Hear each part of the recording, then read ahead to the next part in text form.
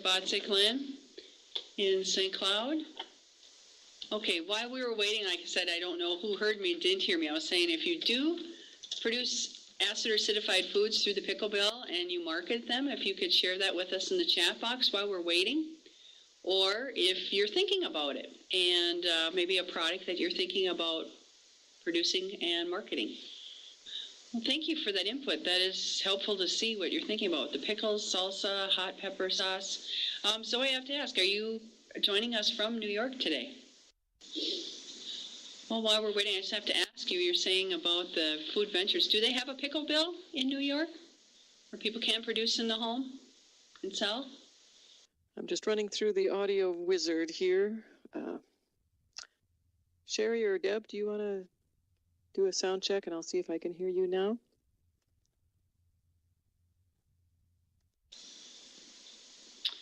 Hi, Linda. Just checking in. We can hear you nicely, and we're reading the chat box. Thank you, folks who responded in the chat box. Linda, can you hear us? Della, if you want to answer some, you're welcome to answer questions. They are teasers. We're going to cover some of them throughout the program this evening. So just while we're waiting to start at 6 o'clock, just putting up some questions for you. If you want to take a shot at this one, what are the top selling Pickle Bill products? And this is simply based on the input from vendors and producers in classes that I teach. Nothing scientific, just what's the hot seller? Very good guesses. One person has it right out of the answers, but I'll make you think about it a little longer till we get to that part of our program tonight. Okay, let's take a shot at this question. What is the pathogen of concern when home canning vegetables? Is it E. coli, salmonella, botulism, or norovirus? Hello, this is Linda. It's about 5:53. I think I can hear the other speakers now. So, Deb, do you want to do another sound check, or Sherry? Yes, this is Deb Botzek-Linn, and I'm your presenter this evening and doing a sound check.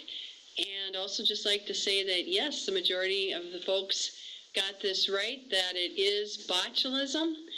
We are not going to spend time speaking of botulism much this evening, primarily because pickled products have a really, when done properly and pH properly, have a very low risk of botulism, which we're very happy about. How might pickling affect nutrition?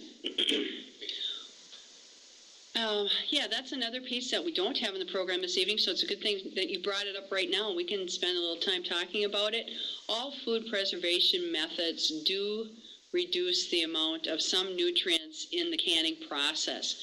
Freezing is the food preservation method when done quickly from garden to the home to the freezer that maintains the most nutrients in the fruits and vegetables. Pressure canning, I would say, probably is the one that we may lose the most nutrients, particularly because vitamin C is water soluble, and you may lose a little bit of other things. Pickling, not as much. You're going to lose some primarily from the water bath process, but it's such a short process for pickle products that we do preserve some of the nutrients, for example, like in beets and asparagus, and in salsas and the tomato products. They maintain quite well. And this is an important question that we will cover more in depth because this is an important piece of the whole pickle bill. Yes, that is correct, John. Your second choice.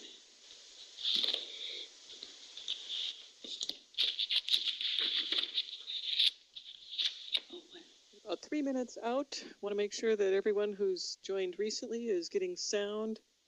I will post the question about sound in the chat box too, but you should be hearing voices. Deb is on from time to time. This is Linda Kingery doing a sound check, and we're just a couple minutes away from launching this session. Yes, C is the correct answer to which vinegar do we need to make sure we're using when we are pickling products. And thank you for participating in the questions. Appreciate that as we're waiting to get started. Okay, we're about 1 minute away from 6 o'clock. I want to welcome you all to Local Foods College. This is session 5. And Deb Botzek-Linn will be presenting Peddling Your Pickles Safely tonight. And Deb, I know you have a lot of information to cover, so I want to invite you to go ahead and get started. Okay, well, thank you, Linda. It's a pleasure for me to join you this evening, as Linda said, for Peddling Your Pickles Safely, and to be a part of the local Foods College programming this year. I'm Deb Botzek-Linn. As she mentioned to you, I am an extension educator in food safety with the University of Minnesota Extension. I'm located at the Extension office in St. Cloud. And it's nice to be back with you again. For those of you who may have participated last year, I did the presentation on Help Your Customer Preserve Your Produce. I've worked in this area of what I'm now calling farm-to-table food safety for food entrepreneurs. And that has resulted in the first program that we developed, which is Peddling Your Pickles Safely, led into making and marketing jams and jellies, Help Your Customer Preserve Your Produce, and last year a new program that we offered, Take Your Pickles to the Next Level from Home Canning to Commercial Production. Personally, I enjoy making sauerkraut, preserving tomatoes, either drying, salsa, freezing them. I do like making pickled beets and green beans, herbal vinegars, freezer jams, canning chicken, and I could kind of go on. And also making hot pepper sauce. In our program tonight, like Linda mentioned, that we do have a number of topics to cover. There's a lot to the guidelines and regulations and food safety when we talk about the pickle bill. And we will, in this class, cover the overview of the pickle bill, the types of canned food allowed in the pickle bill, acid levels of vegetables and fruits and why that matters so, pH meters and testing, labeling and documentation, how clean is your kitchen, home food processing and equipment, and sharing the pickle experience. I'd like to ask that you please submit your questions in the chat box. I will break following each section to respond to the questions or how it works out. So I'll be sure to tune in there so I can keep up with your questions, because we want to make sure that we do get to those. Also want to let you know that I'll also be on, of course, at the end of this. If you'd like to stay on for some time, I can take some more questions. And that I also will be offering the local Foods College chat call this Friday, February 21st at 1 p.m. And we'll tell you a little bit more about that at the close if you'd like to visit with me further about this topic. So we will start with the pickle bill legislation, the overview of the pickle bill. And at the local Foods College website, if you had the opportunity, I do have 3 resources there. And that's what I'm going to be making use of tonight during the presentation. The first one, if you do have the copy with you, is the operational guidelines for farmers market vendors. And just to give you a little bit of history, how this came about is that in August of 2004, the Minnesota legislature passed a kind of long title here, but Chapter 28A-15, Subdivision 10, and that has become known as the Pickle Bill. Preceding that, something that was a little bit less known was in the 1990s when they passed legislation, and that was Chapter 28A, Subdivision 9, that allowed the sale of home-processed jams, jellies, and breads in Minnesota. The 2 documents that provide the guidelines and regulations are from the Minnesota Department of Agriculture. They are available at their website, and as I mentioned, they're also linked now to the local Foods College website under my segment of the Peddling Pickles program resources. I'd like to just spend a little time on the operational guidelines for farmers market vendors, because like I said, there's these 2 documents that tell you what you need to know if you so choose to take part in this value-added marketing opportunity. This is the opportunity to take a look at some of the main points. And the other piece is, so I'll show you that, is the Pickle Bill fact sheet. And the Pickle Bill fact sheet is really the document of the need to know about the Pickle Bill guidelines and regulations. Again, another Minnesota Department of Agriculture handout available at their website, and again at the local Foods College website. question comes up sometimes, what about jams and jellies and the breads? You said that was a piece of legislation. Yes, that's a piece of legislation, but it does not have a fact sheet like this. So if you were looking for something like that, it doesn't exist. The information that you would need to know about preparing jams, jellies, and baked goods in your home and marketing them is in the operational guidelines for farmers market vendors, and that's where you find the guidelines and regulations for that.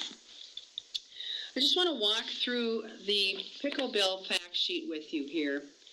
And we're going to start out by taking a look, and I'll get my pointer going here.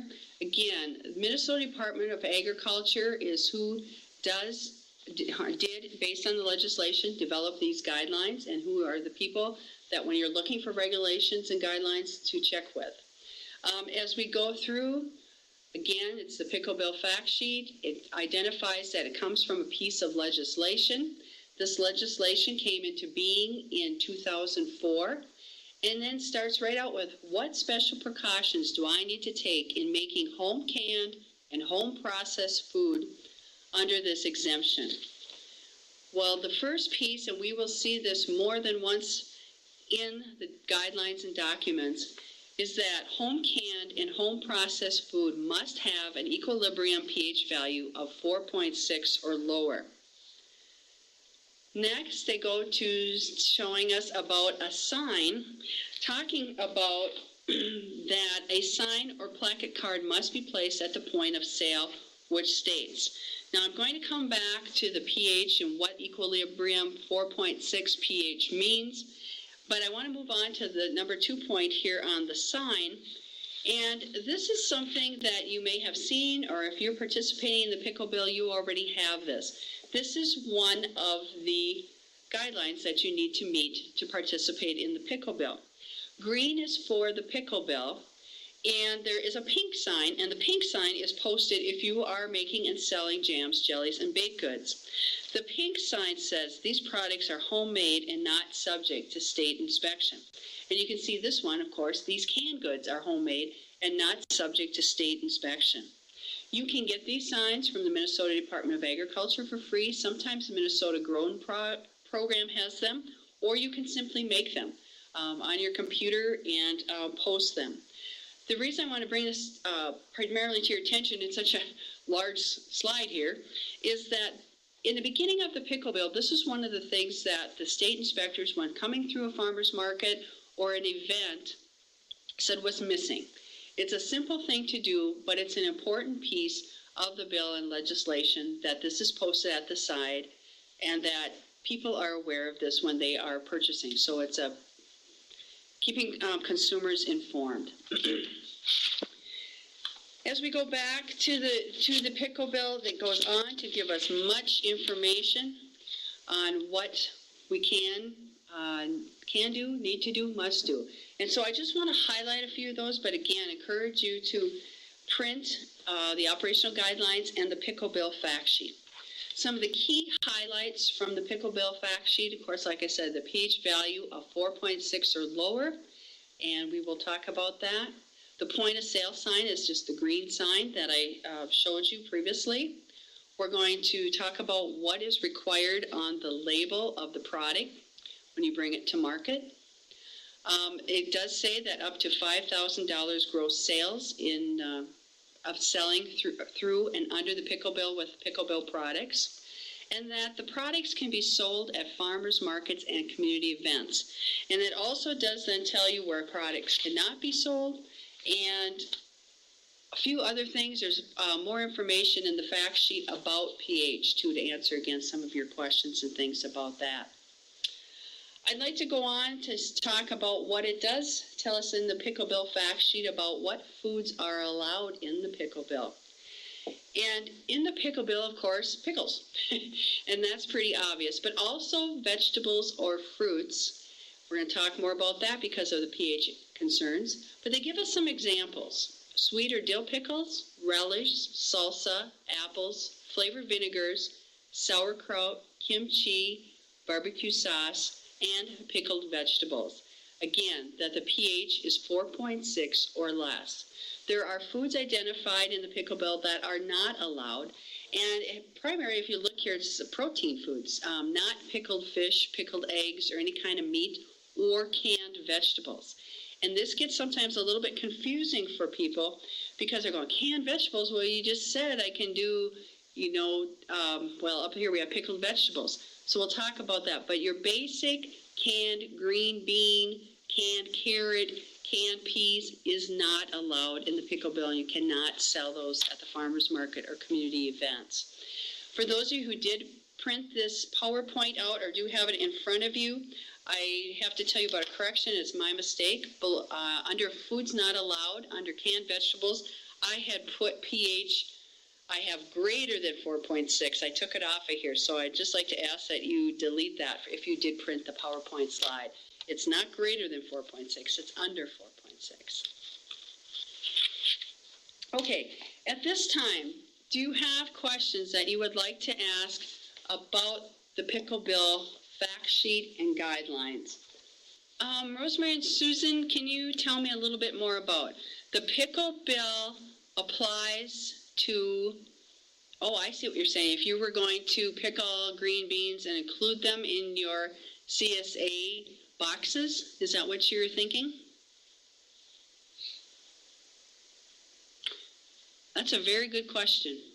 I'll have them type in a little bit more here, but that's a very good question. Does the pickle bill apply to CSAs? I think that's a question you would have to ask of your local MDA inspector. CSAs are not listed in the legislation. All that is listed is farmers markets or community events or social events are the three categories for where the product can be marketed. And then there also is a list of where can't I sell home canned and home processed food. And that's consignment shops, private craft shows, on the internet, across state lines. There is a piece that does say from the home. So the CSA piece would probably fall under that, not being able to sell it from the home. But that's a very good question, because I could see where, again, from your CSA, that would be a wonderful opportunity for value-added marketing from your products that you want to put into another form. Okay, and next question. Wondering about raw food pickling and fermentation, such as sauerkraut, asparagus, plums, etc. Yes. Raw food, yes, that's how you're going to pickle your food. So you're going to pickle raw asparagus. If it's plums here, it would be the raw fruit. They would have a heat treatment. So we would, we'll talk more about that as far as the boiling water bath process. Sauerkraut is named in the operational guidelines. Sauerkraut and kimchi, even though you don't add vinegar to them, you don't add an acid to it. But as you're saying, as the fermentation process does create a pH that does meet the requirements of the pickle bill. So yes, sauerkraut does work. You do not use a heat treatment when fermenting. That has been a challenge that does not work for the pickle bill. Things have to be sealed and heat treated for safety for the consumer, so that they're sealed at your home and you're bringing them to the market. And I know this is frustrating for people who do fermentation, and I know that the heat treatment kills off the good bacteria that you're concerned about. So this has been a challenge, and some people are choosing to go beyond the pickle bill. They want to go more to a commercial process where they can get a licensure as a food handler, so that they can do a fermented product that maybe perhaps they sell in the refrigerator section versus at a market. Good questions, good challenges. Okay, other questions? Just keep putting them in the chat box and we'll come back to them. And again, like I said, I will be available this Friday at 1 p.m. The conference call number and password will be posted on the Local Foods College website.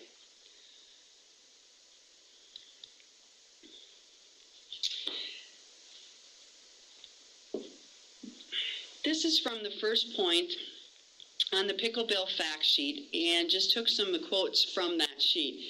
The equilibrium pH is 4.6 or less, and that you have to have an equilibrium pH results available when requested by regulatory authority.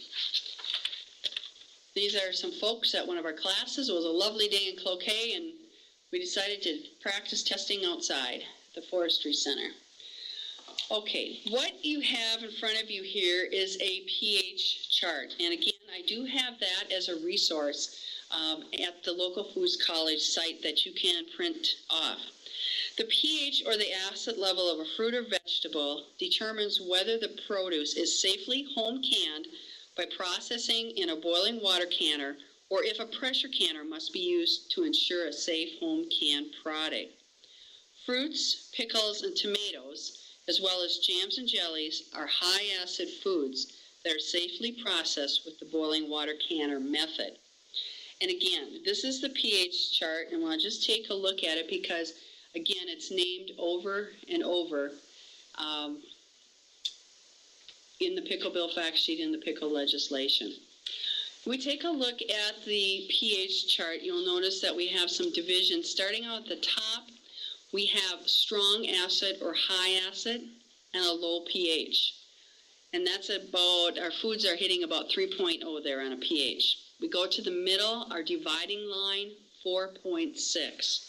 We go to the lower level, we have low acid foods with pHs over 5.0, 4.6. It gets a little confusing. We talk about, we have strong acid, but we have low pH. We have low acid, but we have a high pH, and so that can be confusing at times. The foods at the top, above the 4.6 line, can safely be water bath processed. The foods below the 4.6 line, if preserving by canning, must be pressure canned. This is where the Pickle Bill comes into place, that it is stated that the pH must be 4.6 or lower. So when you look, you can see the types of fruits and vegetables that fit there, and primarily it's fruits. There's peaches and pineapples and strawberries and blueberries, etc., that fit in that part. And you can see where tomatoes are, and then you can see where the many foods that we want to prepare for the Pickle Bill, the asparagus and the beets and the green beans and the cabbage, etc., are low acid. And so we're going to talk about, of course, what we do to those products with the addition of acid to have them have the appropriate pH. I'm just going to break for a second on Debbie's question here. Could you sell pickles, salsa on the farm in a store we have for sale on the farm using the signs that uses Farmers Market? No, I have to again have you speak with an inspector, but the guidelines have no on-farm sales. And that is different than when you can sell your vegetables from the farm. You can have a farmer, a market vegetable stand. You can sell your fruit, of course, but not to have the sale of the processed product. Okay. Oh, and green tomatoes? Yeah, green tomatoes would have a lower pH than would regular tomatoes because, of course, they're not as ripe. So they're a fine product. We have recommendations for tomatoes with the addition of acid, and green tomatoes would fit into that too. That's a good question also. So just wanted to take a look at the pH chart. Have some more here on pH for you. Okay, this is an example of how pH comes into play into one product. And I just want to show you an example of tomatoes and salsa. And with tomatoes and salsa, as you can see, we're starting out, getting my pointer here, we're starting out with the tomatoes. And tomatoes are very close to this 4.6 line when it comes to pH. So that's one thing that we're concerned about in the making of salsa. One of the things, of course, about salsa, it's very popular. It is a good seller at the market. And everyone seems to think they have the best recipe for salsa, which means that sometimes they're just a little bit maybe too creative with their salsa recipe. So we do recommend that, of course, that you use a research-based recommended recipe for your salsa. And the reason for that is, like I'm just showing you here, the tomatoes are starting to get close to 4.6. And maybe in our salsa, we want to add My things aren't coming in. Okay, we want to add onions and peppers, and they're in this range, so they are a high pH. And then we want to add maybe some other ingredients. And suddenly we have these ingredients coming from all over our chart, but we want to end up over here on our chart. And so what we're looking at up here is our lemon juice at the, I'm going to get my pointer out here with it, the lemon juice at the top, the vinegar, and you will see, of course, in salsa recipes, those are always added to ensure that we're getting the pH in this level, because we like to add onions and peppers. And I just like to put this black bean and corn example here for you, because I did go to a farmer's market where a woman had 4 samples of the different salsas that she made, and I really did like her black bean and corn salsa. So I purchased it, I took it home, then I brought it to the office where I have pH meters, and I pH'd it. And the salsa turned out to be 5.3. And so from what we're talking about and what is identified as the guidelines for the pickle bill, that product should not have been sold at the farmer's market. That salsa needed to be over here somewhere. Somewhere a lot of them come in 4.2, 3.8, 3.6, etc. when we're pHing them.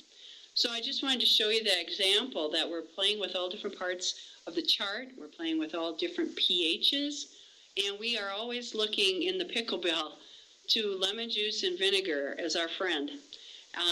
They are what helps us take asparagus and beets and foods from this area and bring them up to here so that they are safe to water, bath, process, and market. Okay, a question here, just going to check in.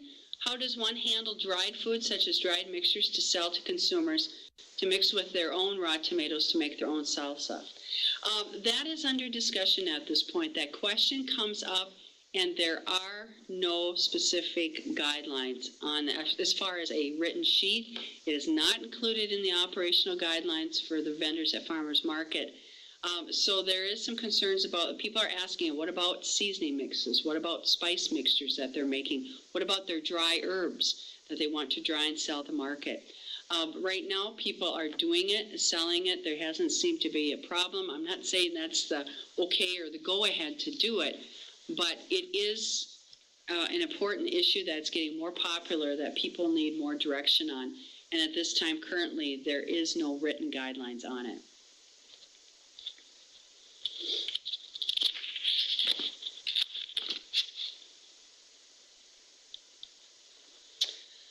So how do you ensure that you do have a 4.6 pH or below? You need to test with a pH meter.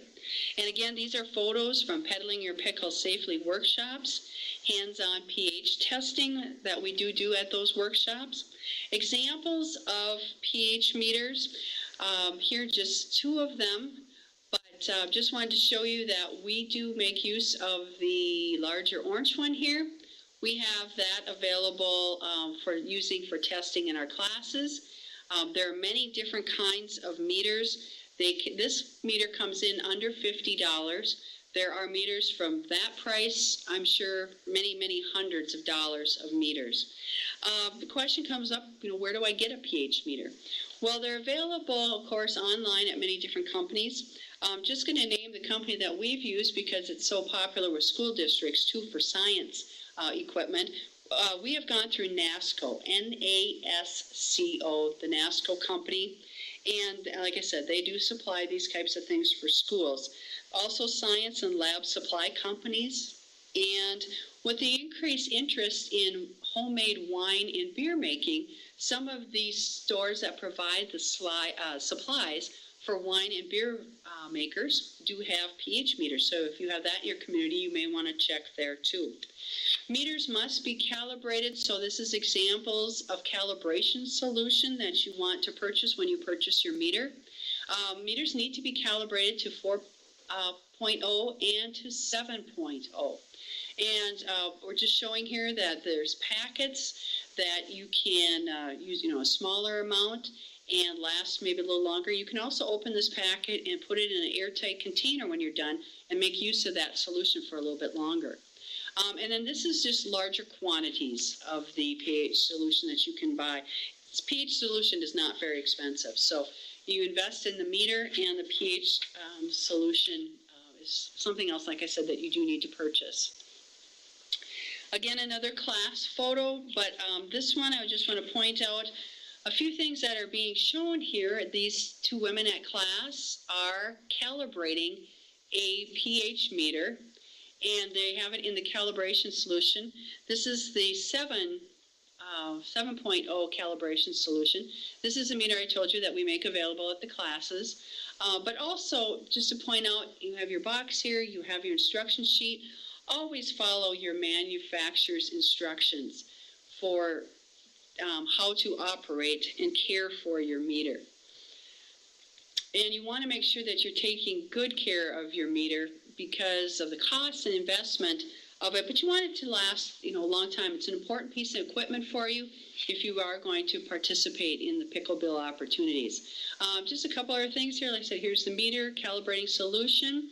The probe is just very near to the base of this meter, so they don't have to have a lot of calibrating solution, just enough for the probe to get in. This right here is a little tool, like a tiny, tiny little screwdriver that comes with.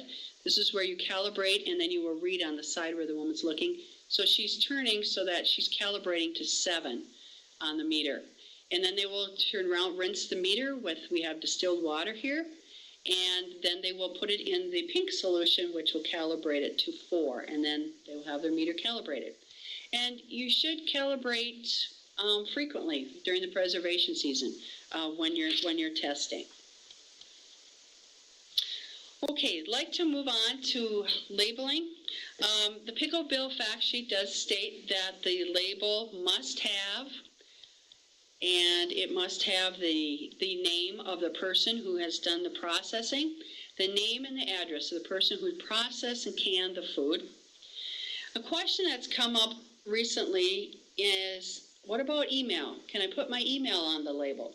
And you certainly can do that. If that's handy for you, of course, for communicating with your customers, for having reorders, if people want to place their order before the market, you can put your email on the label. That's up to you. But they're wondering if they can put their email on the label in place of their address. And again, this is another issue that needs to be further explored. At the time in 2004 of creating the Pickle Bill guidelines, email probably wasn't as big a piece of the puzzle at that point. Another thing that people think about with the address, some people don't want their address or people to know where they live. But the name, the address, or the email, or all three, are necessary on the label in case there's ever a recall of the product. If something, we don't want anything to happen as far as a foodborne illness concern, but if something did happen and a customer did have some type of illness from the product, have to be able to contact the person who produced it for a recall. The date of the processing needs to be there, and that date can also be your batch code or your lot code for your product. So that again, if there was a recall, they're recalling, let's say this is maybe it's a peach jelly. We'll call it a peach jelly, and they are recalling that product that was processed, in July 2013, etc., and has the date on it.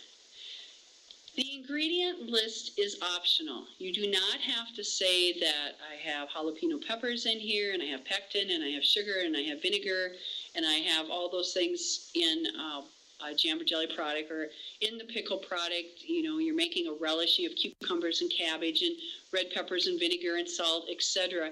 in your relish. You do not have to identify that on the label. But the other thing, in the guidelines for the vendors, you are urged or encouraged to do so, and that's simply from the fact of the increase in food allergens that people in our community are experiencing. And so that if someone is coming to market and wants to know specifically what's in your product because they do have a food allergen, then you have that information available for them. And always use your label to sell your product. We're talking about the guidelines tonight. We're talking about food safety, how to produce a quality and safe product that you can market. But marketing is a whole big piece of this overall pickle bill because you want to sell your product to people.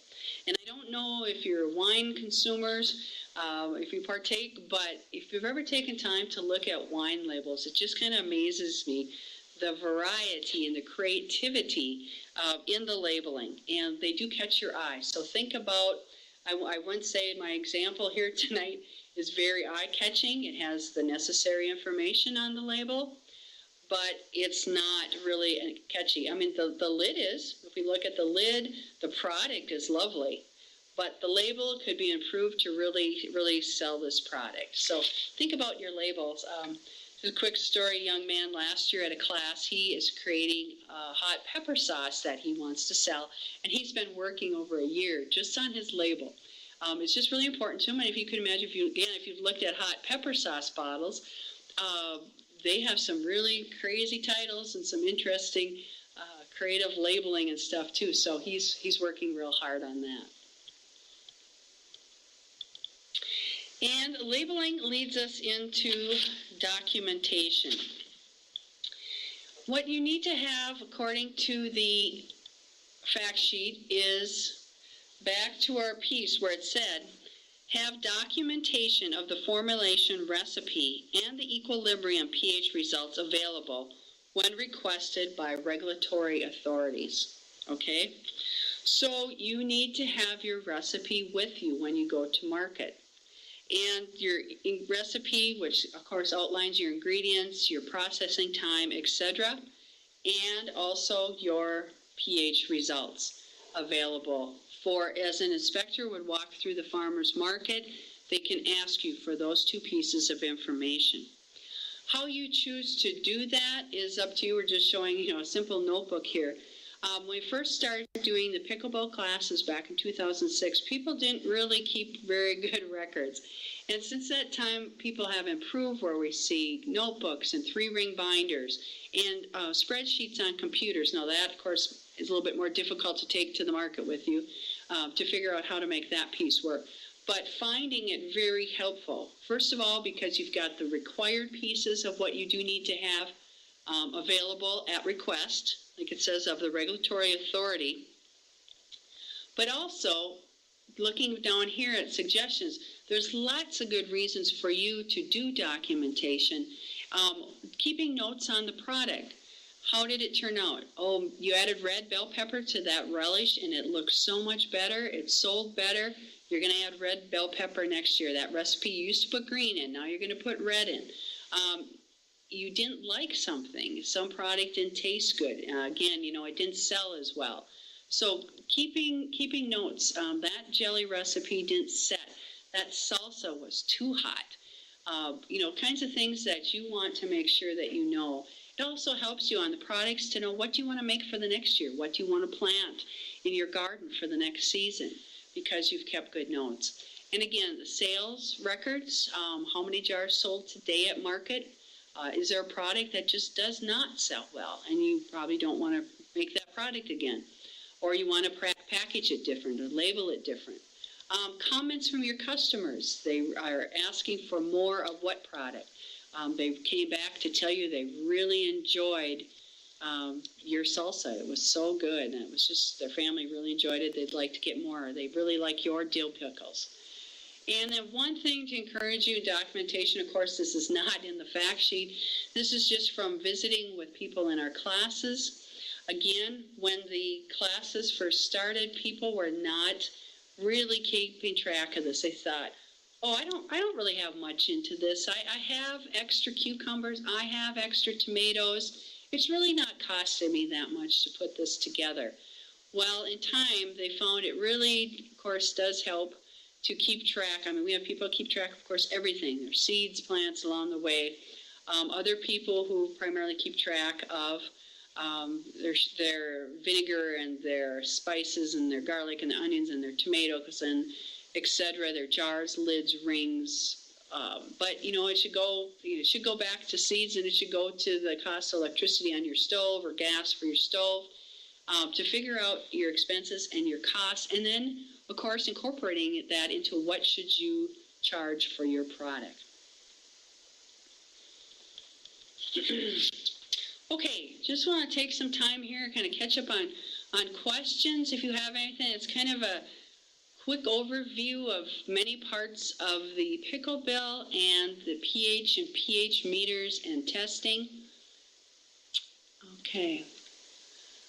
Christensen, also using organic sugar versus regular sugar. Oh, you're talking about probably the ingredient list, that you want to list it that way. Okay. That's the way I'm interpreting your comment. Okay. Other questions?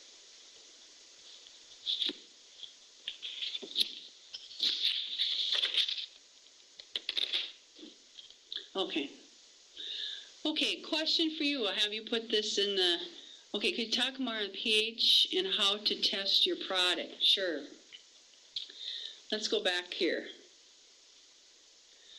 Okay, we talked about calibrating the meter. That is the first thing that you do with the meter. Of course, you get your meter, you read your instructions, you get your calibrating solution, and you calibrate your meter. Then it depends on your product. So they're asking, could you talk more about pH and how to test your product? Okay, we test at the classes. We do one testing with salsa and the other testing with pickle relish. And for a couple reasons. One, salsa is very easy to test. You can test salsa practically prior to processing it. It's recommended that you test after, that you would open a jar of the product, take the salsa out, perhaps it's sat for a week to 2 weeks, and then pH it. But salsa, like I said, you can test really sooner. Cucumbers, making pickles like whole pickles and slicers, you do have to wait almost 2 weeks before testing because it's called equilibrium pH. And with that, you need that vinegar mixture to go through the cucumber to make the cucumber into a pickle. So that you have to wait. And again, back to like pickles and to the relish, you have to chop the pickle up. You have to chop it or grind the actual pickle, adding some of the vinegar brine into it, the pickling brine, into that, and then test that product. So it's a little bit more challenging. So yeah, if that, helps, it's different, but that's what the equilibrium is. There is some debate on how much you have to test. For example, there is talk that you should test 1 jar from every batch, and the debate is, what is a batch?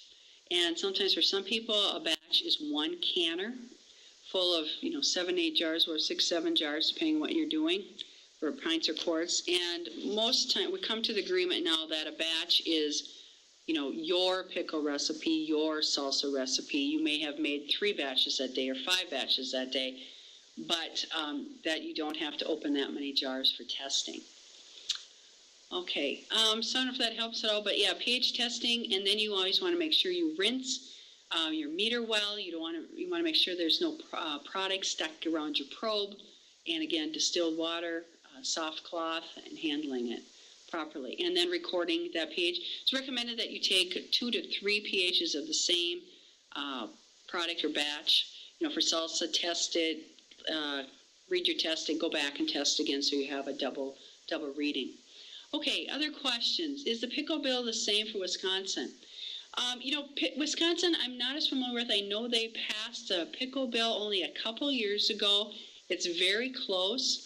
If you go to the University of Wisconsin's website, University of Wisconsin Extension's website, I should say, you will see information on the pickle bill there. They have started also offering classes, but there's some things that are a little bit different. I dry apples dipped in local honey and maple syrup to sell at the market. How does that apply? I think that would fall under the jam, jelly, and baked goods bill, actually. So that may fall, and for Chris, that may fall under the 1990s legislation. I don't see a problem with that. And for fruit, is so safe. So that should work. What about refrigerated pickles, which are not canned? I've seen those. Yes, refrigerator pickles should not be sold at market because, just as you say, they are not canned. There has not been a water bath process or a heat treatment to kill off any mold, fungus, anything that might be there. They have not come sealed from your home to the market, so could be considered an open product that could be contaminated. And there's some refrigerator pickles. There's some real concerns from the National Food Preservation Center at the University of Georgia, looking into some of the concerns of just refrigerator pickles and what might possibly grow in them, in the refrigerator, etc. So we'll be seeing more about that. But no, you cannot sell refrigerator pickles at the market. You cannot sell fresh salsa at the market. That has to be processed. You cannot sell fresh pesto at the market. Those things do need to be processed. Okay. Thank you for those questions. What I'd like to do right now is just take a 5-minute break. And at that 5-minute break, I would like you, if you are with a group of people, I would like you to visit with your neighbor. I'm going to call it our pickle networking break. If you're with yourself at the computer, I still have the same questions for both of you. But what I would like you to talk about is, again, sharing your pickle experience. As I had asked you prior to our program this evening, what is your experience with the pickle bill? Are you currently processing, selling, or are you thinking about it? And what kinds of things are you thinking about? And would you like to do this? And what kinds of questions might you have about that? So I'm going to have you take just 5 minutes, let's say about 4 minutes, and come back at 6:45. And I'm going to do the slides during the break to give you some of the answers. For those of you who joined us just at the start of this, we just had some pre-programmed slides with some questions. So we'll cover those, and we'll be back at 1:45. Where'd it go?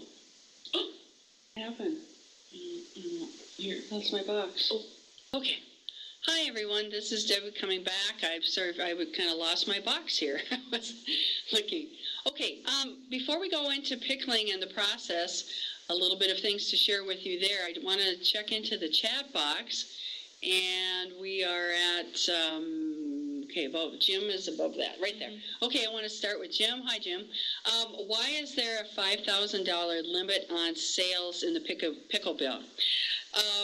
That's just what the legislature said. In collaboration, I guess I should say, with the Minnesota Department of Agriculture when the legislation was written. But I think also it has to do with, this is supposed to be home-based, more of a cottage industry, not necessarily a large production industry. It's not meant to, be producing thousands of jars and making, millions of dollars. It's an opportunity to use value-added product. It started out for people who were producing, if you will, cucumbers and tomatoes and things that had extras that were looking for an opportunity to do something more with them. I think it gets into guidelines and regulations as far as, the world is different if you so choose to sell at the retail level, where you need a food license, you need a commercial kitchen, you need a tax ID number, you need many things to produce in that realm. And so then you are in competition with major companies and corporations. And so that's not the idea. So I know it's kind of a long roundabout way of explaining it, but that's part of it. Okay. Having sold in the past, want to be creative, such as using natural sweeteners, special varieties of vegetables and fruit, and nutrient-dense foods. I do want to be legal and not make people sick. Yes, that's a good thing. I don't see a problem that you should be able to use your sweeteners. One of the things with using natural sweeteners is that you have to find out or find recipes, research-based recipes, that tell you that these are going to work in canning. Canning is chemistry. Pickling is chemistry. Just if you decide to take out the Well, you decided to reduce the salt in a pickle or reduce the vinegar in a pickle. Of course, you're changing the product, the recipe, the quality, and the safety. So sometimes we just can't make such changes. And like you said, want to be creative. Creative, you have to keep in mind, creative is one thing, but in food preservation, we're looking at a lot of safety and science. And we're looking for science, I should say, for food safety, but we're looking for the science and the chemistry that produces a quality product. And sometimes some things just don't transfer. Special varieties of veggies and fruit. Not sure, quite what you're thinking there that you want to work with. Just about everything can be pickled. It sounds kind of strange, but we have people come to class that they pickle garlic and they can sell that. They pickle okra. Many different things that people do pickle. And yeah, you want to be legal, and that is wonderful because that's what this is about. This is a wonderful opportunity in Minnesota. There are other states that would like to have this, people in the states, and they do not have this opportunity. In Minnesota, we are fortunate to have this opportunity. So we do want to know what the guidelines and regulations are and how to produce a safe product. And we want people to enjoy our product and not get sick from it. Above that, okay, Chris, on the apples, yeah, like I said, I think they would fall under the jam, jelly, and bread regulations. The fruit, they're not a potentially hazardous food, so I don't see a problem with that. Okay, if we can scroll down to Barb's question. I'm sorry, I'm not seeing the whole thing right here. Okay, we can't figure out the reasoning behind not being able to sell same products at CSA or farm stand. Can you add light? Yes. The reason for that at this point, I'm not saying that someday it won't change, is that, again, this opportunity to produce food in your home without an inspection, without a food license, and for you to be able to take that product to market and sell it to the public in, if you will, like in competition with a retail store, with your local grocery store, with other large marketers, is part of the reason. And what happens here is that the only way to monitor these products, being that they're not inspected, the only way to monitor these products is for an inspector to come through a farmer's market, a public venue where, say 6 of you are selling products under the pickle bill, or number of farmers markets and farmers market managers are really good monitors of this. They want to make sure that quality product, safe product is coming to their market. The market board or the manager may have guidelines. Some markets have chosen not to even allow these pickle products in their market. Others want to make sure that you are providing them, that they want to see your pH tests, that they want to know that you've attended a Peddling Your Pickles Safely class, that they want to make sure that you're bringing it to the market in the clean boxes and containers, and that your jars, rings, lids, everything look clean, your jars are sealed. So that is why you can't sell as a lone ranger at your own market, because you don't have an inspector coming by, and you don't have a farmer's market or manager or board or a group of community to help monitor your products. So that's a little bit of the light on it. Like I said, I'm not saying that won't ever change at some point, but that's the way it is now. Does the limit only apply to pickled items? We're talking about the $5,000, I assume. That is debatable. There's a $5,000 limit on jams, jellies, and baked goods also. And then that's also identified under the pickle bill. And it's getting a little bit confusing, because some people have said, no, I can produce $5,000 of jams and jellies, and I can produce $5,000 of pickle product. And some people have said, no, the husband can make $5,000 on this product, and I can make $5,000 on this product, the wife or partners, whomever. And so right now it pretty much is $5,000 per establishment. And again, you can discuss that with your regulator, your inspector, because that one has gotten a little gray at times of what can you apply. And again, that's that thing where then are you getting so big that you should be licensed, that you should have a commercial kitchen, etc. I've had a person attend our making and marketing jams and jellies class. She was from South Dakota, and they don't have the pickle bill, etc. But the next year she stopped by at the conference, and she produced something like 19,000 jars. She's off to a different level now at 19,000 jars of jams and jellies. Okay. If you had MDA inspection of farm stand CSA operation, would that work? I think that's a very good point to ask. So, Barb, do ask that question and see what they might tell you there. How can we find out if it is actually illegal to sell canned goods through a CSA? Through the Minnesota Department of Agriculture. Again, at the top of the, can we go back there quick? I want to show you, I'll go back real quick here. Okay, through the slides. I'm sure this records just lovely, but okay, right at the top here is the number for the dairy and food inspection. Here is for also the same thing. If you go on the internet to their site and you go to their inspectors list, they will show you who's your local inspector, and you can talk to them, but you can contact folks here. Okay. What if products are being produced at a commercial kitchen, but it's located in the home of the farm? Yes, that is a different world. Thank you for bringing that up. That is a different world. If you have a commercial kitchen at your farm, if you have access to a commercial kitchen and you have a food handler's license and you meet, the qualifications for that, you certainly can sell those products at the farm. So that is where I said we offered the class last year, taking your pickles from home canning to commercial production. And that's exactly, Becky and Michael, what it looks like you're up to. And that works very well.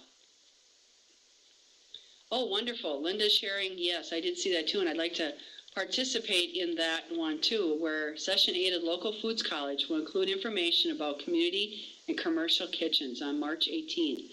That is wonderful because, like I said, as we've had this pickle bill for, since 2004, we started programming in 2006 to it, we have had people who have really developed their product, and it's very popular and it sells well at the farmer's market, and they want to take that next step. They want to be on the shelves of the local meat market, or they want to get into the local grocery store or the local boutique, or sell online. There's a number of things that they want to do next.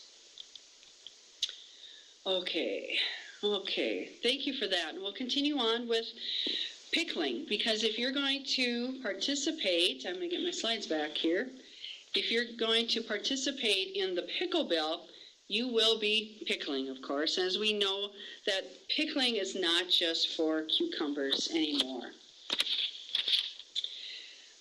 I had this question out for you, and I'm sorry, I forgot who got it right in the beginning.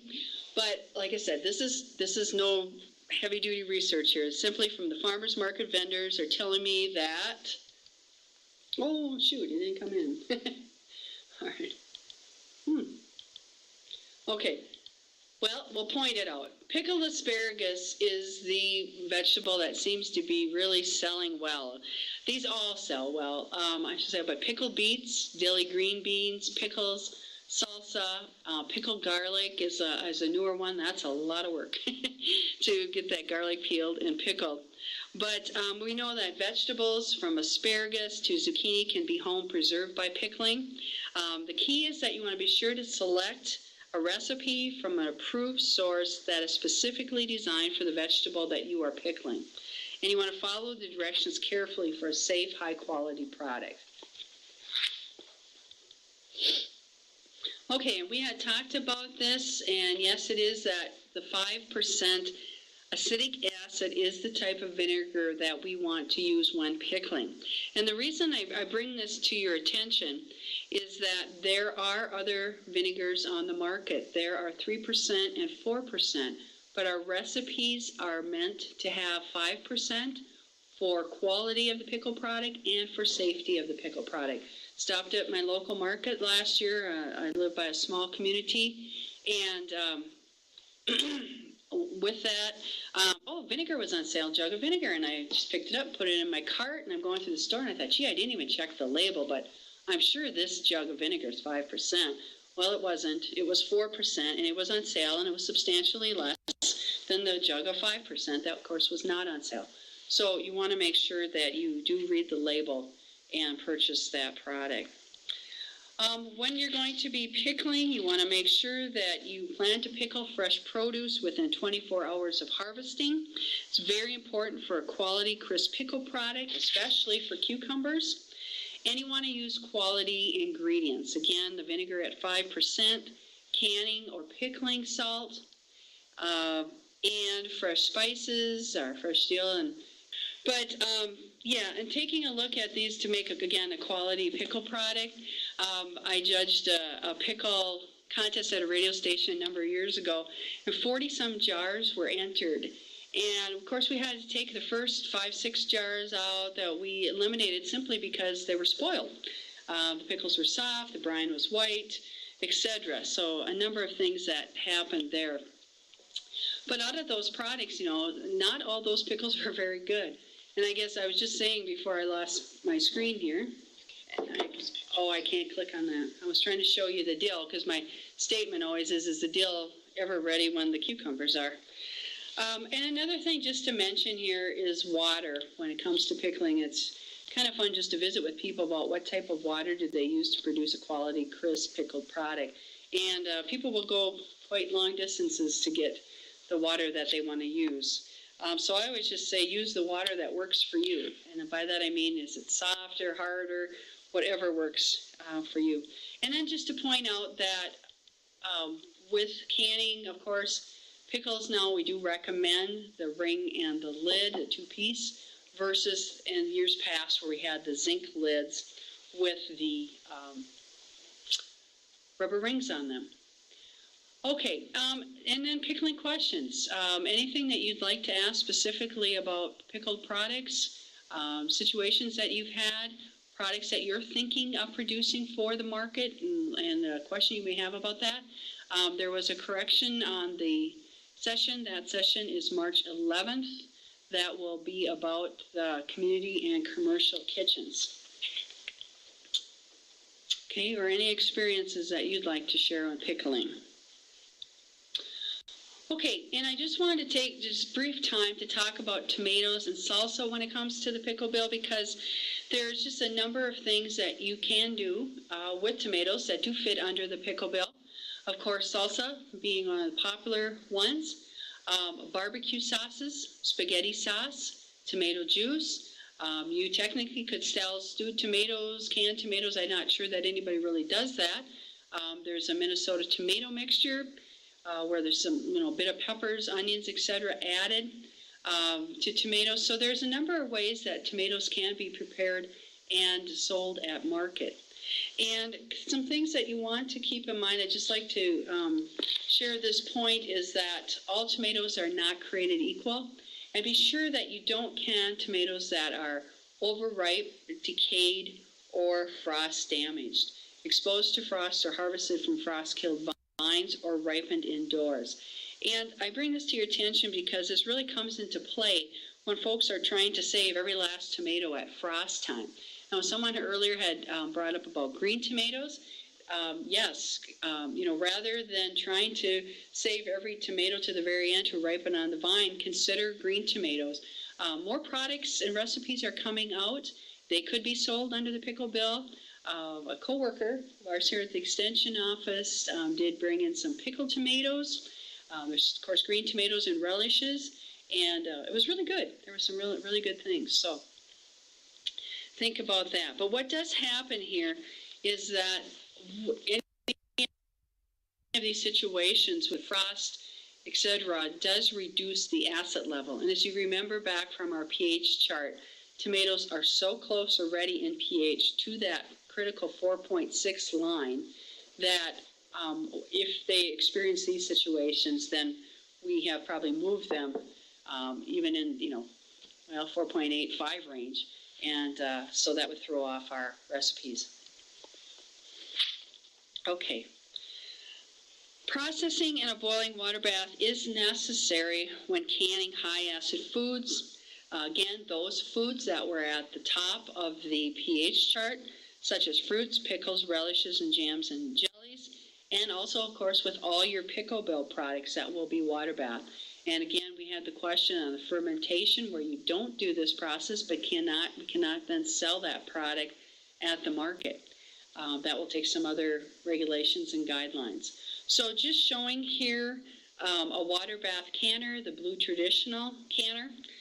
Also on the side showing that you can use a regular kettle with a flat base bottom. You want to make sure that whatever container that you're using, that you can at least put 1 inch to 2 inches of water over the top of the jars so that we are processing safely, and that we do have a rack in because you want the water to circulate underneath the product to make sure that we're getting good heat penetration to the center of the jar. And we do this, as I had mentioned before, to destroy the yeast, molds, and any bacteria that might be there. And of course, that we want to create a good, tight seal on our product to prevent spoilage, keep it safe, and for us to safely transport it to market. I just put this in not because this is part of the pickle bill by any means, but because this is something that's come about the last few years that people don't always think about. And as we're talking about canning, I just want to remind you that canning on a smooth or glass top electric stove can be a challenge. And more people seem to be purchasing these as they're replacing their stoves. And a couple of things that are taking place here. One is that with the water bath, again, like I said, if you remember, this blue traditional water bath has ridges at the bottom. And when we put it on this stove, it needs to be flat on the bottom. That's why we have like the silver stock kettle there, or soup stock kettle, to be flat to make direct contact. Pressure canning, for the most part, is, I'm going to say 99% not recommended on these stoves because of the heaviness of it and also the length of time that a pressure canner would be on the top of this glass, and also that these stoves tend to surge, so difficult to keep the pressure at an equal 10 pounds pressure, 12 pounds pressure when your stove is surging. And also that many manufacturers simply do not recommend canning on smooth top stoves. But like I said, for the most part, people are having okay luck with a flat bottom kettle for water bath canning. And I just want to share that with you because, of course, with the pickle bill, like we said, you do need to hot water bath process your pickle products. Okay, couple of things here. Questions. Do not use hot water bath but primarily pressure can. You certainly can do that. If you like to pressure can, I'm trying to think though how many pickle products you can actually pressure can. So maybe you can help me out a little bit here because there are no salsa recipes that include any pressure canning recommendation. They're all water bath, and of course pickles you would water bath. Maybe some, spaghetti sauce, tomato juice, etc. But a lot of the high acid foods or low pH, like our fruit and stuff, are a little more delicate and have a very short processing time. And once we add vinegar to a vegetable, we're creating another environment where we're adding, too many things that might ruin the quality of the product if we get it too hot. So maybe you could share with me kind of what you're pressure canning, if it's anything related to pickle bill products. It'd be interesting to know. Also, canners tend to scratch the glass tops more than just cast iron Dutch kettle. Yes. That's another piece of it is, of course, they can scratch too. But just in case you weren't aware of this, as I'm teaching food preservations around in different communities, and a lot of young people interested in learning to home can, and they're not aware of this. And so they're hoping to go home and water bath can or pressure can. They started a garden and they want to move on to other things, and it just doesn't work out very good. Okay. The pickle bill, as I mentioned, does give us the opportunity to process in our home, again, without an inspection, without any licensure, and be able to sell food to the public. And so my question to you here is, how clean is your kitchen? And of course, it goes beyond that. But just want to make that point that even though it's not named in the pickle bill, this is a critical food safety factor to consider when you are making these products at home. You want to make sure that you have clean people. If it's your people working in the garden picking your produce, if it's someone helping you preserve the food, of course, including yourself, you want to wash hands, basic food safety practices. Keep your hair restrained, have clean clothing, clean containers, counters, equipment, have a sanitizing solution that you can use on your countertops, on your equipment, sterilize your jars, etc. Other things, you want to make sure that we don't want to wear jewelry. It's a standard, again, food safety practice. Pets, keep the pets, the cats and dogs out of the house when you're processing. Keep them away from the product. My cats never go on my counter or my stove, I'm sure, when I'm not home.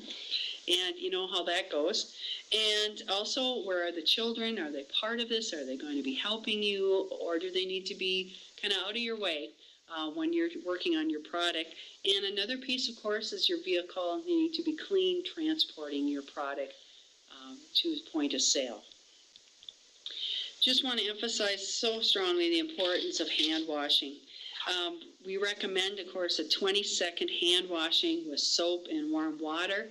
And through the process of gardening and getting your produce picked and in the house and peeled and ready and jars and et cetera, there's a lot of hand washing that has to take place as we're working with preparing our equipment and our food, like I said, from the garden to the home, to the jar, to the canner, etc. So you may be washing your hands, of course, many, many times. Another thing that's not shown here is that a good thing to have is a nail brush. And having a nail brush, of course, because when we're in the garden, it's tough to get that dirt out from around our nails, under our nails. And that is just someplace, of course, that dirt likes to stick. Around our nails, in the cracks of our fingers, along between our thumb and our forefinger, etc. So a nail brush, hot soapy water, plenty of it to keep you going during the production season. If you want to make a sanitizer, an easy, economical one is a simple chlorine bleach sanitizer. And the basic recipe is here on the right. If we take a look, the simplest one is 1 teaspoon of bleach per 1 quart of water. And you need to make that, you can make that fresh every day that you're processing. And you want to be sure that you clean and rinse your say we're doing countertops, clean the countertop with warm soapy water, rinse it with clear water before you would put this in a spray bottle, spray it on, leave it on the surface. We have contact time to know about, but I don't pay much attention to the contact time because just let it air dry. So there will be the contact time. You can make, of course, if you need to, a gallon, 1 tablespoon per gallon, or 1 teaspoon per quart. If you smell the bleach, you have too much. And so you also can purchase at like restaurant supply stores and things. You can purchase test strips if you want to test your concentration. But this is our basic standard at-home type of sanitizing solution. And so easy one to do, and just a good thing to keep in mind, again, as you're being a producer of food products. Question comes about, what about things other than chemicals as such, like white vinegar or hydrogen peroxide? Just want to call this to your attention that this is research that was done at Ohio State University Extension in 2010, and they do give information for heated product, whether you're heating the white vinegar, and recommendations for how you would handle it if you keep it cool. Now, you can see the heated one, it is not diluted. As we said, it's undiluted. So you're not mixing it like you're mixing the water to the bleach. And you're adding a half cup, at this temperature, in a spray bottle, surface, etc. Cool, to me, actually isn't too cool. It's a 77 degrees or room temperature that you have your vinegar or peroxide at. Again, pouring it straight, not diluted, into a spray bottle, and then it must sit on the surface for 10 minutes for the cooler method. So just for your information, if you haven't heard of this, like I said, we'll be hearing more about this again as people are seeking out more product that may not be as chemically minded to try these simpler things. Okay. As I said, sharing the pickle experience, asked you to do that over your break time.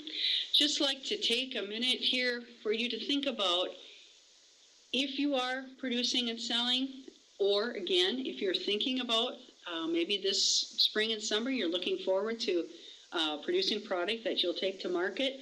What ideas have you used to encourage the sales of pickle products? What ideas are you thinking of trying? And if you'd like to, those of you with some experience or those with ideas, if you'd like to enter in our chat box, sharing some of these things would be wonderful to hear from you. We'll just take a minute for you to think about these two questions. A few ideas I'd just like to share with you that I've gathered from the folks who have participated in our classes over the last few years, and some of the things that have worked for them to promote their product.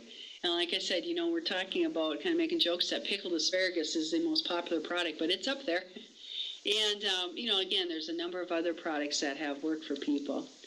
But can't beat the beginning here of a smile, greeting the customer, be friendly, and share about the product.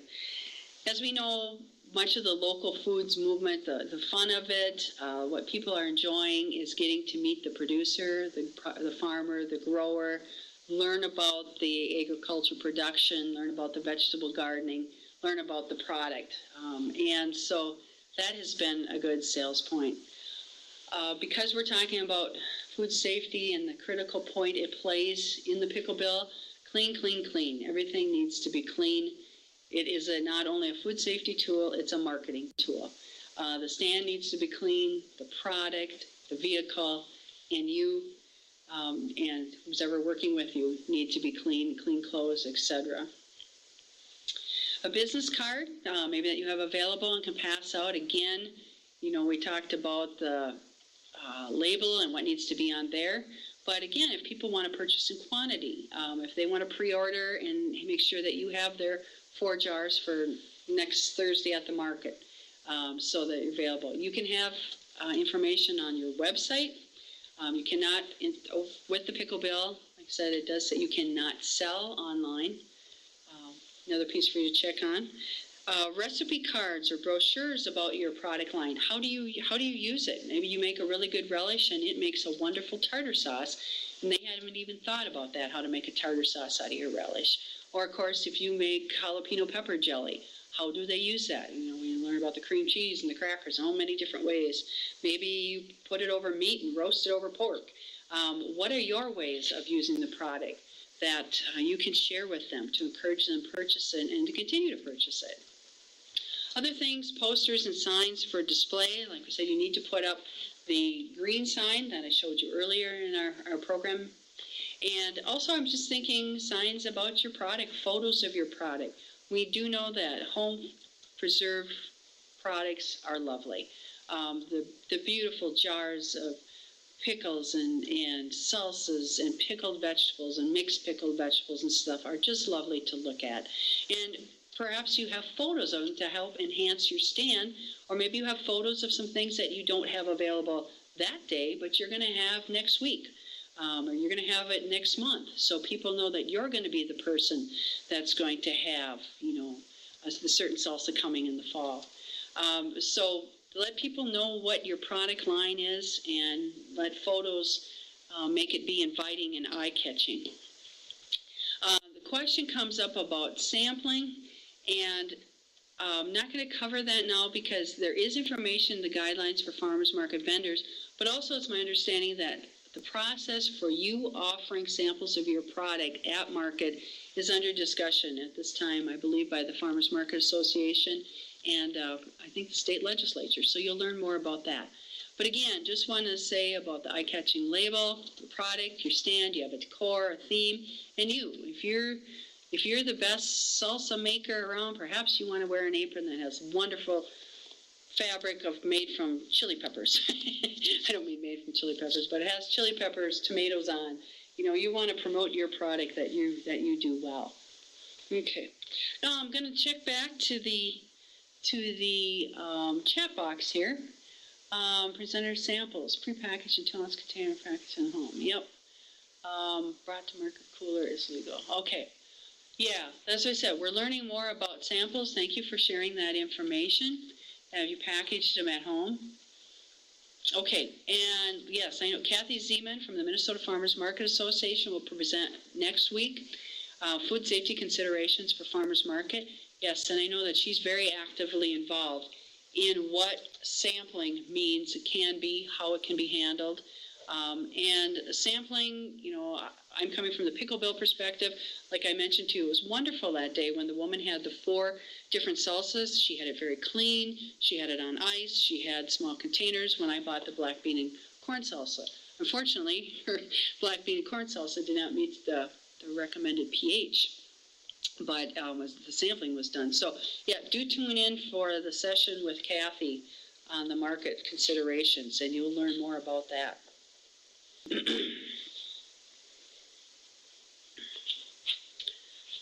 Okay, questions that you may have at this point. We're coming to the end. A few more things that I want to share with you before I wrap up with our session this evening on peddling your pickles safely.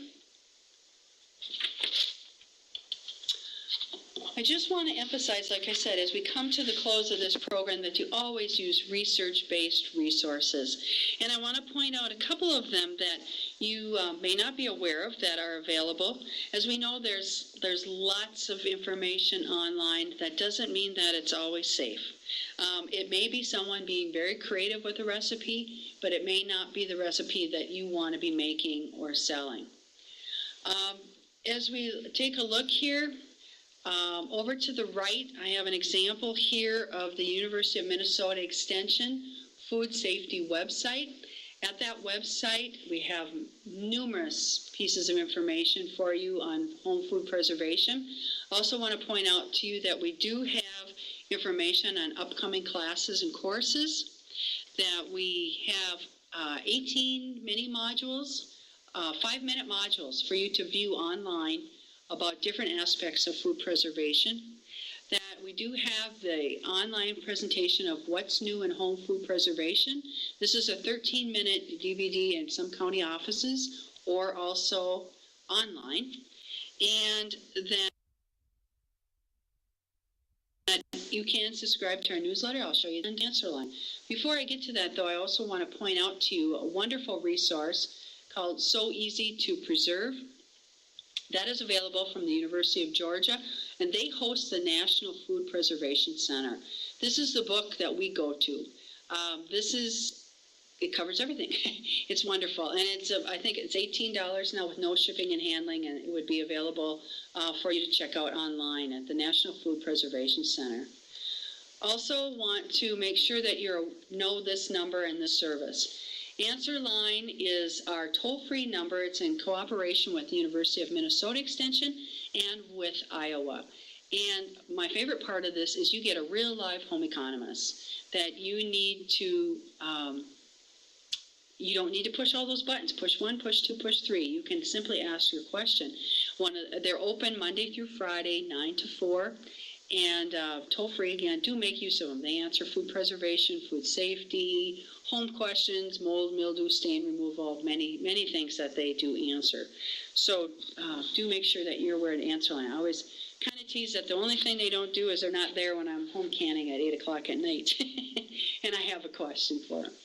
I'm going to take some chat box questions here before we move on to 2 more pieces. Linda asked, Deb, who should take the full 6-hour training? Okay, I'll come back to that one. I'm going to go to Amy here. I had a question several years ago for the answer line regarding the use of alum. It couldn't be answered. Okay, we do not recommend the use of alum. Alum was an old-time ingredient thought to increase the crispness of a cucumber pickle. If you so choose to do that, there is no harm in it, but the recommendation turned from alum to removing the blossom end of the cucumber. What they found out is that you want to take a very thin slice off the end of the cucumber to remove the blossom end, so that you're removing an enzyme in there that causes softening of the cucumber as it's becoming a pickle, and it never does get to be a crisp pickle. But there was things with alum, lime, and grape leaves. And actually, to tell you the truth, they did find out that there is something in grape leaves that does help contribute to the crispness of pickle. But, so, yep. Okay, use of alum in pickles. I know that. Okay. I know that now. Okay, what about lime for? Yep, that's what I was saying. No, lime is not necessary either. What we're saying is, like I said, taking off the blossom end of the cucumber, and also the very short water bath process, which kills off any molds or yeast that might too cause a spoilage of the cucumber, causing it to be soft rather than crisp. So no, we no longer recommend those. Okay, this is an example of our home food preservation e-newsletter, and if that is online, but if you'd like to email me, I can certainly get you on the subscription list and it'll come directly to you. It's free, it's 4 pages. We do 4 issues a season, and at the top, of course, is to the left is the topics and the issue, and below that is food preservation information resources that we link you to. We change those monthly, so that's something that, if you're not aware of, is available to you to be a part of. Question comes up, what about the Ball Blue Book? You may be familiar with that book. It's you'll find it at wherever canning supplies are sold. There's usually Ball Blue Books there. And yes, it is a recommended, credible source for you to use. It usually runs about $5 to $7. So I would say it's a really a neat gift. If you got some new preservers, even people that are preserving for a while, it's a wonderful new pieces of information and ideas in. Now, this photo is not the Ball Blue Book at $5 to $7, but this is another book I just wanted to let you know. It's just very interesting. Teaching classes, and people are telling me that they're making carrot cake jam, and they're making Black Forest cherry jam. I'm like, where are they getting these recipes? And this is where they're getting them from. So this is from what's now called the Jarden Company, which is Ball and Kerr combined. And they have this book out, and it's just really, it's recommended. It's a good book. Okay, Linda had asked about upcoming classes and who should take them. If you are producing for the Pickle Bill, if you want to know more about pH meters, if you want a hands-on experience pH meters, and more in depth of the topics I covered this evening, then I would recommend that you come to our Peddling Your Pickle Safely class. As you can see, we have April 24th at Cabela's and Rogers. These classes are in conjunction with the Minnesota Fruit and Vegetable Growers Association. Our Making and Marketing Jams and Jellies this year on the right side will be held in Little Falls on April 2nd. That's a 3-hour class. The Taking Your Pickles to the Next Level will be in July. We do not have a date set for that. But for some of you that were talking about the commercial kitchen and selling from the farm, this would be the class for you. We have a wonderful presenter from Minnesota Department of Agriculture who is extremely knowledgeable on the regulations of those types of things. And she will be presenting again this year. So, that's of interest to you. We'll keep you posted. Also, we're going to have a food preservation webinar again. I'm working with Minnesota Fruit and Vegetable Growers to offer Help Your Customer Preserve Your Produce. That'll be on June 10th from 9 to 10, and that's free. You're certainly welcome to join us on that webinar. I'd love to have you there if you haven't participated in that class. With this class was asked to provide a certificate of attendance. As I had mentioned, for some farmers markets, they're asking people to attend this class. Within the certificate of attendance, I did identify the subjects covered that we went through, overview of the pickle bill, types of canned foods, asset levels of vegetables and fruit and why that matters, pH, product testing, labeling, documentation, cleanliness and sanitation, and home food processing and equipment. And with my signature there. If you would like to receive this certificate of attendance, we're not going to mail it out to the entire class, but the guideline is that you have participated, as you have, you're still here right now, and also that you email me. And so I have here, if you would like to request a certificate of attendance, email me at botze001@umn.edu, and I'd be happy to get this certificate out to you. A couple other things. I'm going to go back to the chat box here. Lime, okay, good to know. If you have a group viewing this webinar together and you want each receive a certificate of participation, please type in the names of all people in the group. Yes, please, we're happy. Well, we can put your names in, right? We can put names in, and we will, yes, if you have a group of people, thank you, Linda, for that reminder. We will get a certificate. We will email to you, and then if you would please distribute to the people in your group, or if you give me their names and emails, I will, of your group, certainly send them directly to them then. So that would be wonderful. I want to thank you so much for joining me this evening. It's been a pleasure to be with you. Thank you so much for your questions and comments and participation. Again, if you'd like a certificate, please do email me. Friday's chat at 1 o'clock. I'd love to visit with you with questions, things I can tell you more about our other classes, a little more in depth on some things that pertain particularly to you. And I'd just like to say, soon we hope to be enjoying the bounty of Minnesota's produce and safely preserving a quality product to take to the taste of summer with us to months to come. And I'm thinking after this winter, we are kind of looking forward to that taking place. I want to wish you a great market season, and if you are or choose to participate in this opportunity, do peddle your pickles safely. And I'd be happy to answer some questions here for a few minutes if anyone has something. But thank you very much. Thank you, Deb. That was a lot of great information. Just watch, see if there's any questions that come up. Check the classroom page for the information on that call for Friday, for a lot of other information too. Many of the documents that Deb showed you are posted on that, on the Local Foods College 2014 Moodle website. So you'll find all of those things right there. Thank you very much, Deb, for sharing all this information. Really great job on UM Connect. I want to commend you for that. Thank you. Appreciate it. Thank you, Linda, for inviting me back. It's a pleasure to be here. Like most folks are just saying thanks. We'll watch those go by and if anything comes up. Thanks again, everyone. Have a good evening.